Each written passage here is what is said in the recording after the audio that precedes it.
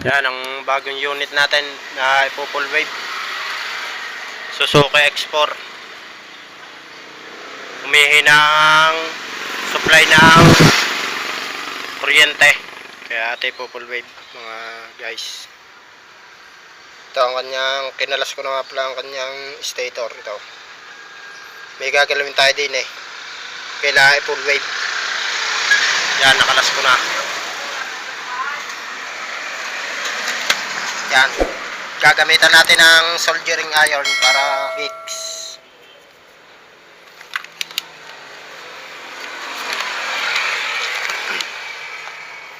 Yan, puputulin nyo lang ring ground na aray. Ito. Ground to eh, nakalagay ito dito eh.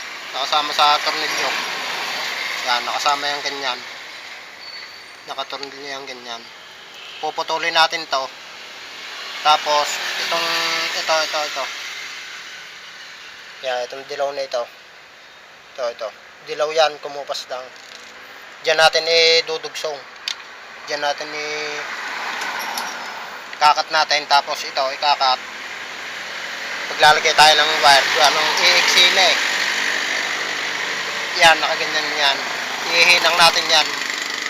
Tapos isasama natin din sa kulay dilaw na ariyan. Ito. Yan, ito.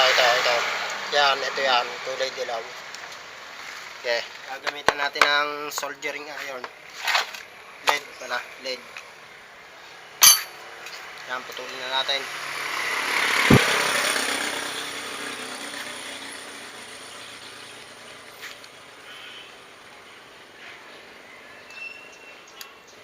Yan guys, naputol na natin ito.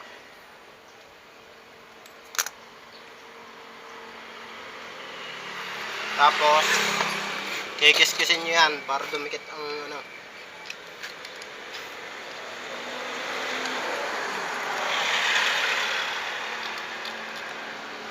Wala nang cut-cut na rin para makita nyo. Kung sino may mga export dyan, ganito lang gagawin nyo.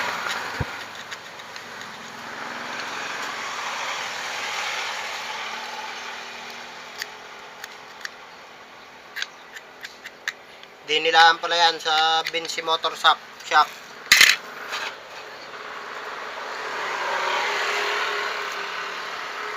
Kaya hinang na natin.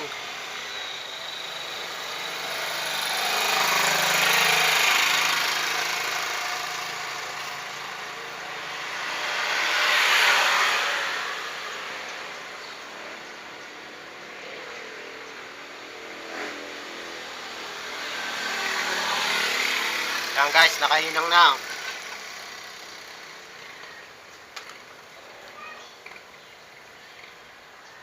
Yan guys, na itap na natin.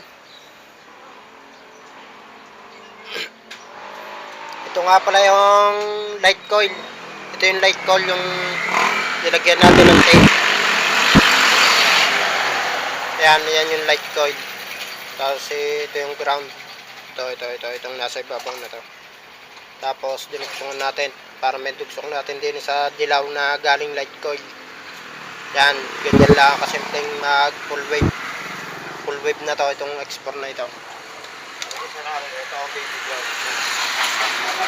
Yan guys, ano ko na lang kaya pagka naikabit na natin din eh.